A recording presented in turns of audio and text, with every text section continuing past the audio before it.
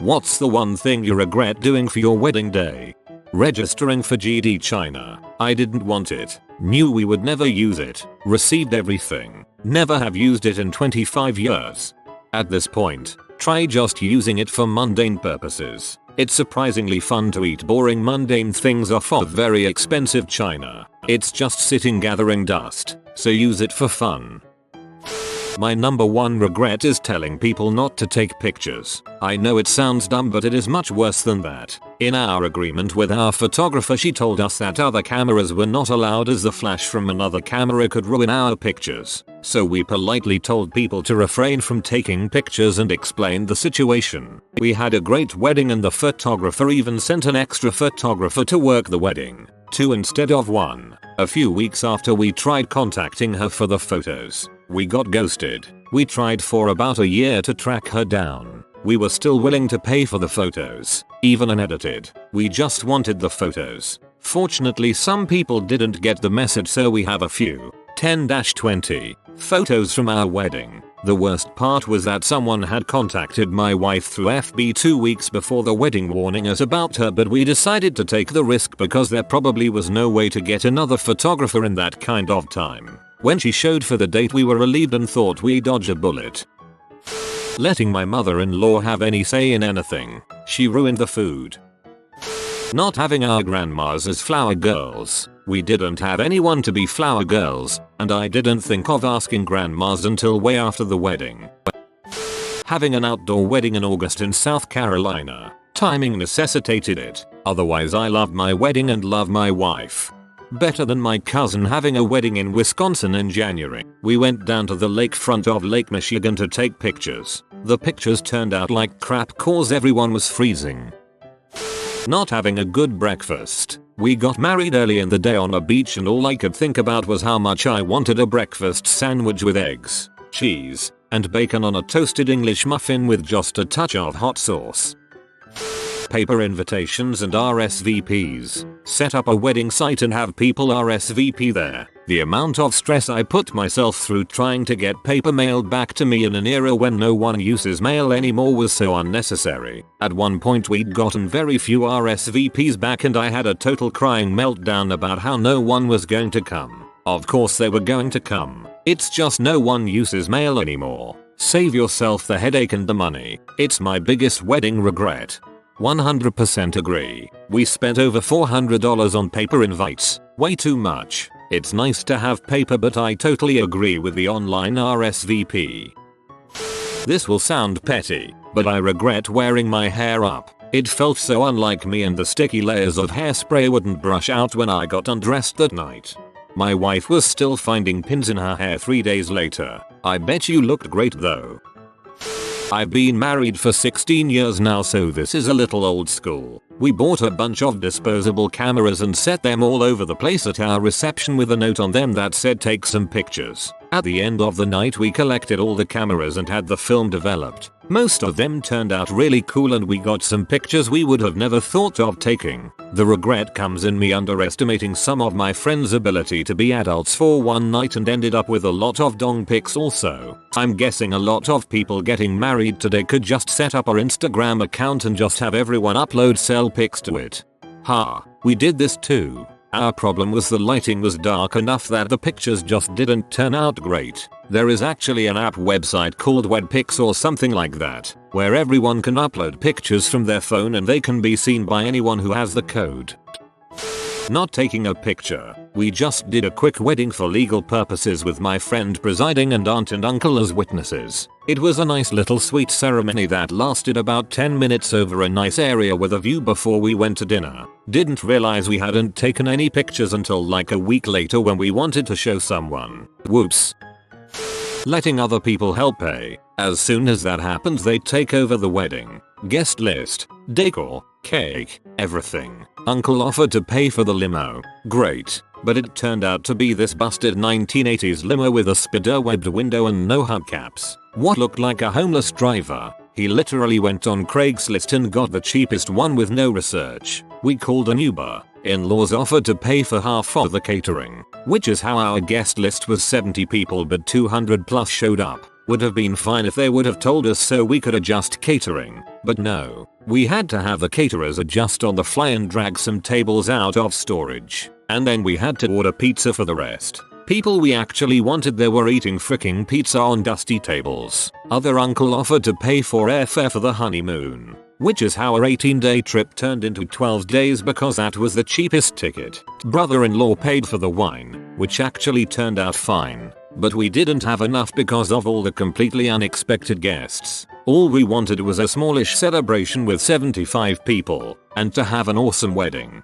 But we wound up with a big celebration that was kind of mediocre, and really stressful. In-laws actually told us we could not say hi to our actual friends because then we'd have to go to each table and say hi to everyone to be fair. Which would have took 2 hours. Which caused an argument. Maybe your families aren't that type. But I wish we had just did our own thing and not accepted any help.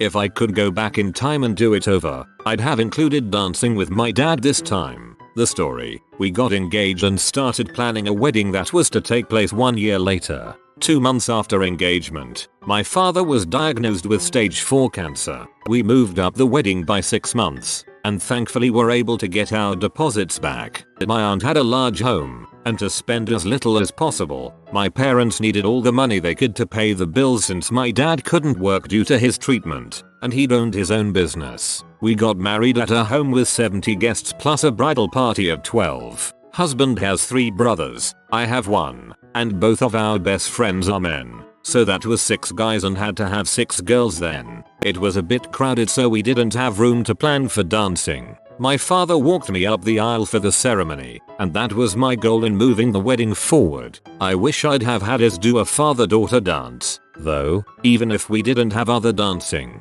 My dad died 3 months later.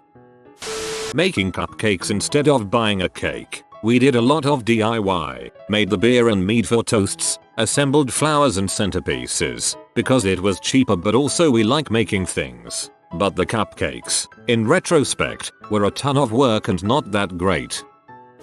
I regret the coordinator they gave us for the ceremony. Dude got flustered and started second guessing everything right before the ceremony. Like he somehow forgot how a wedding works at the last moment, when all of our guests were there. OMG, what song do you want to play while she walks down the aisle? I dunno, dude. The one everyone walks down the aisle to. The wedding song. The one we already told you to play. I ended up taking charge and sorting everything out. Really wish I could have just gone with the flow on my big day.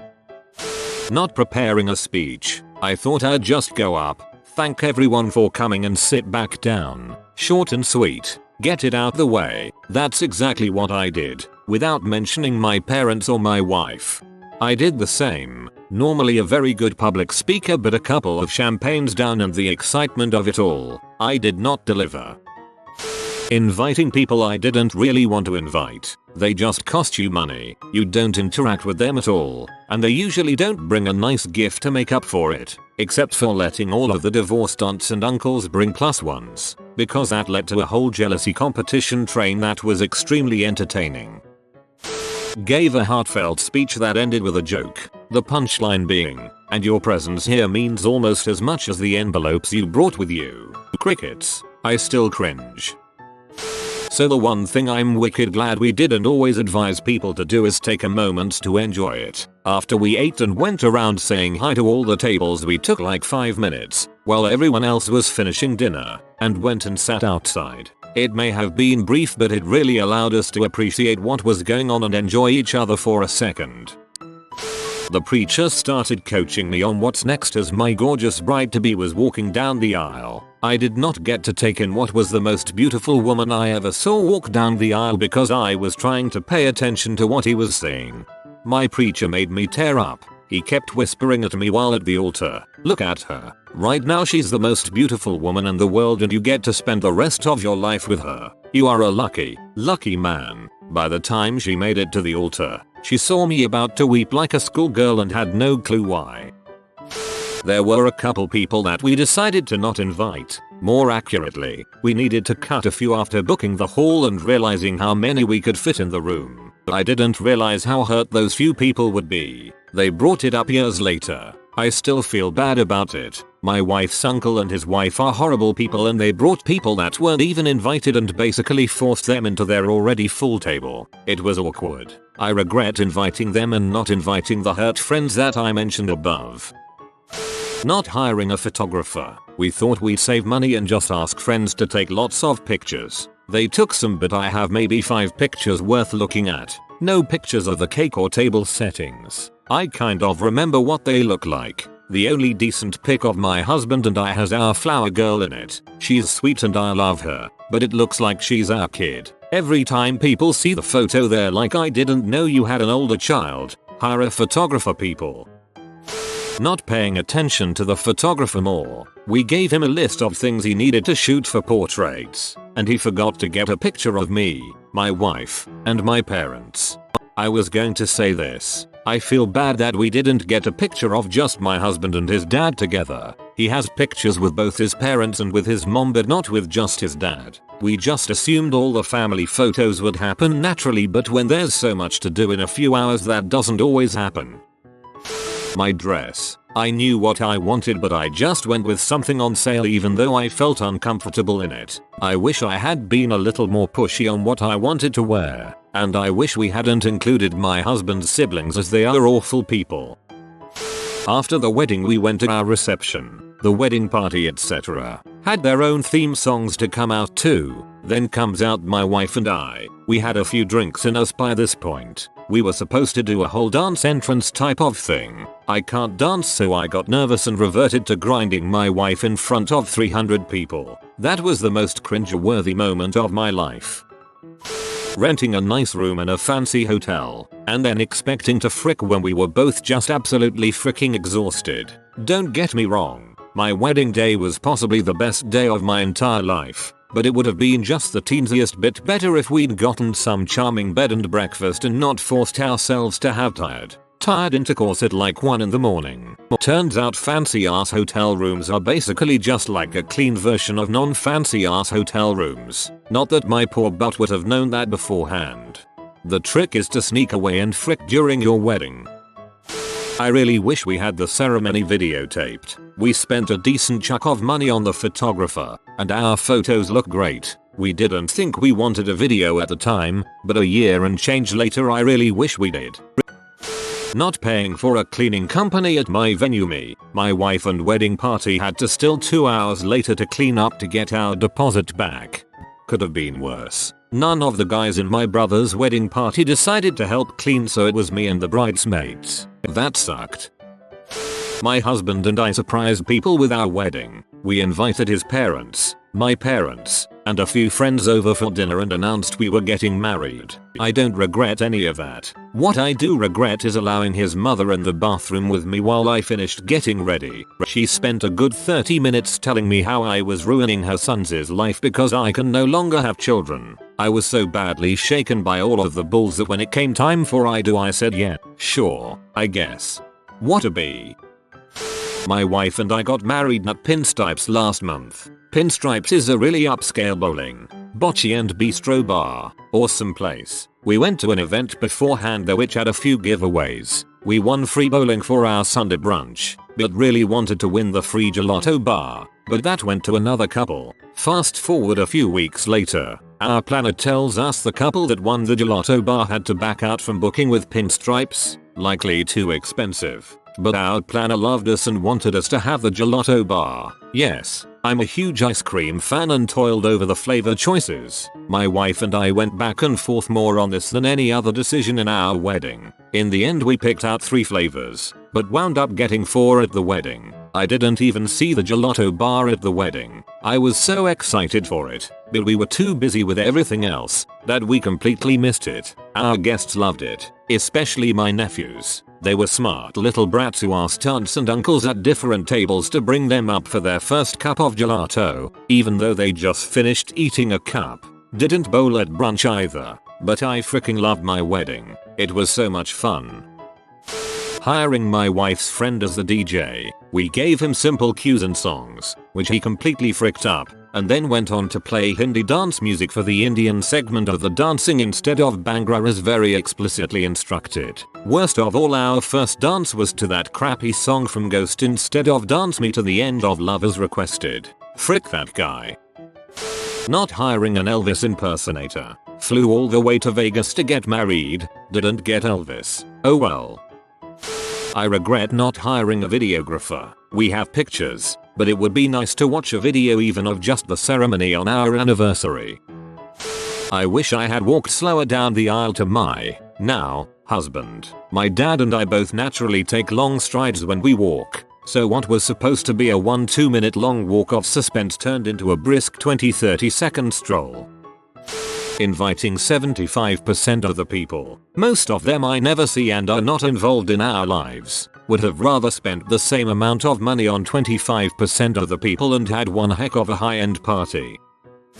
We eloped and I don't regret that at all. When my husband and I were in our B&B room having our own personal champagne toast, I was recording it with my phone and I recorded it in vertical instead of horizontal orientation. When I uploaded it to the computer and created a whole photos video thing with footage from our ceremony, it totally ruined the aesthetic. This is my greatest regret. My biggest regret is that it all felt so rushed. We were engaged on May and got married at the end of August, having settled on a date in May. The summer was a whirlwind of planning while both of us worked full-time jobs. We got married on a Sunday in a city Montreal, 6 hours from where we lived, Toronto. We both worked the previous Friday, and were back home on Monday to leave for our honeymoon on the Tuesday, which involved a lot of driving around, and then jumping back into the grind pretty much the day after we returned. In short, I would have taken a few days off work to relax and get into the holy crap I'm about to get married headspace, and I would have opted for a more relaxing honeymoon. We had lovely little wedding, small, inexpensive, informal, fun. Yet I totally regret not taking it more seriously and investing more time and money in it. I guess we were so put off by all the crazy, intense, expensive weddings we had been to in our lives, we went too far in the other direction. We had been together for 8 years at that point and didn't think marriage was going to change anything, and even having a wedding at all seemed a little silly at the time. But in the end, we realized what a beautiful, intimate thing it was, how much better it could have been, and how many more people that we love we could have shared it with. It's a great story to tell people you got married for $400 in someone's backyard, wearing a $90 dress attire with sharks all over it, with 12 close friends and family members, and then had pigs in blankets with Prosecco. But I don't think it is nearly the rich memory and special time it could have been for us. We were a little too cool for school on this one. Finally, a post I can comment on. Shave my beard, frick. This cat is shocked that you haven't liked this video yet. Like it fast so they can calm down. If you are new to the channel, you can subscribe. I publish new videos every day. Until then, check another video, or don't. Either way, have a great day, you magnificent people.